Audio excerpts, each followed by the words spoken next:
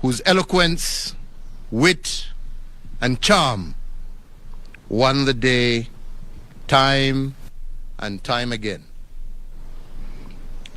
His contributions in the Ministry of Finance and as Vice President saw Kenya's economy grow steadily, fueled by a commodities boom, as well as fiscal and monetary policies that were the backbone of his economic philosophy.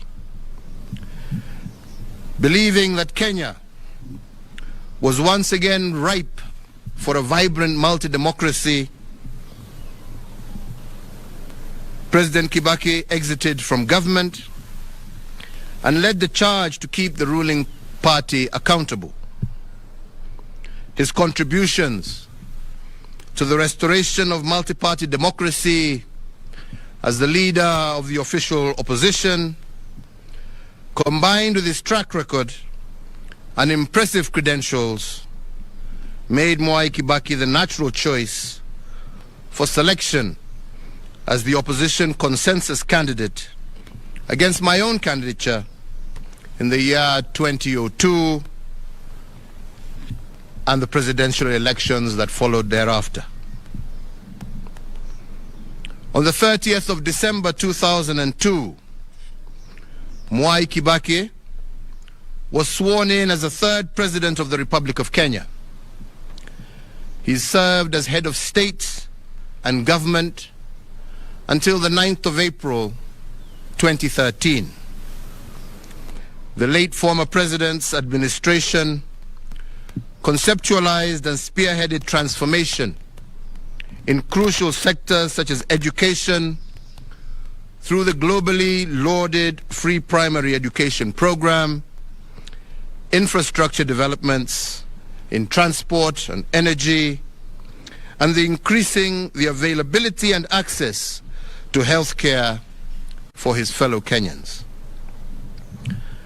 In honor of this great statesman, Kenya remains committed to maintaining policies that promote economic and social empowerment, democracy, the rule of law, and respect for human rights.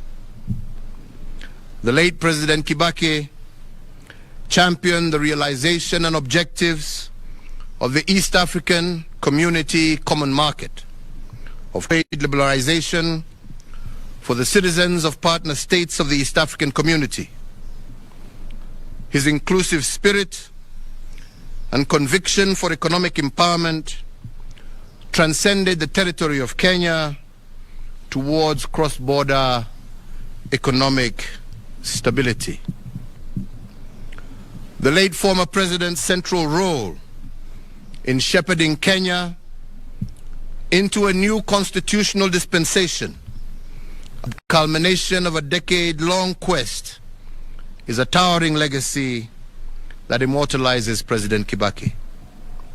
We can take comfort in the inspiring legacy of ideals and examples of devotion to his country, which he bequeathed to us all, more so with our new constitutional dispensation. His dedication and love for our country undoubtedly honors Kenya, East Africa, Africa, and in the world. He leaves behind a more united and prosperous Kenya, as well as a template for servant leadership, which we must continue to nurture and improve for generations to come. And on his passing, today we once again renew our pledge in tribute to our great leader to foster. As we mourn the passing of an icon, we can rejoice in the lifelong companionship he enjoyed with his now departed wife, Her Excellency Mama Lucy Kibaki, and his extended family. Today, our sincere sympathy to his children, Judy Wanjiko, Jimmy Kibaki, David Kagi, and Tony Githinji, and to their families, and for all who mourn the passing of this great leader. As the late former president served Kenya, Africa, and the world, he also remained a deeply devoted family man, an avid golfer, and an earnest friend to many. To them we say that while Emilio Mwai KIBAKI is no longer with us in body, his spirit, legacy, values, and ideals live on in each one of us and in the limitless ways that he made Kenya immeasurably better. Mwai KIBAKI lives on in the hearts of millions of Kenyans, East Africans, and Africans who benefited from his leadership, admired his character, and were inspired by his example. Mwai KIBAKI lives on in our fond memories of his strength of will, his charm, his wit, and his passionate love for God, for family, and for nation.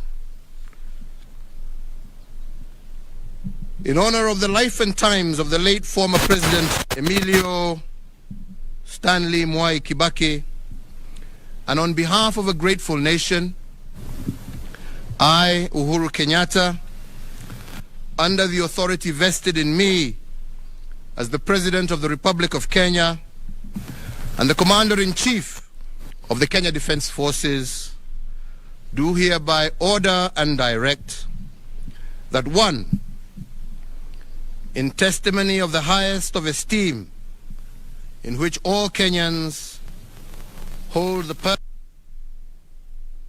of Mwai KIBAKI, the nation will observe a period of national mourning from today until sunset.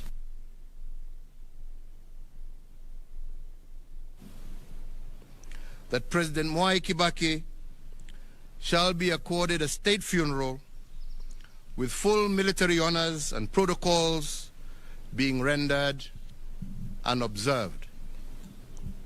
3, that the flag of the Republic of Kenya shall be flown at half-mast at State House and all Kenyan diplomatic missions, public buildings, public grounds, all military bases, posts, and stations, on all naval vessels of the Republic of Kenya and elsewhere throughout the entire territory of the Republic of Kenya from today until sunset on the day of his internment. And 4, that the President, the Deputy President, the Chief Justice, Cabinet Secretaries, the Speaker of the National Assembly, the Speaker of the Senate, Kenya's diplomats abroad, and whomsoever else is so authorized by law, national flag on their official motorcade from today sunset on the day of his internment. May President KIBAKI's family be comforted, may his memory be honored, and may his example be emulated. This issued under the hand and seal of the President at State House, Nairobi, on the 22nd day of April, the year of our Lord, 2022.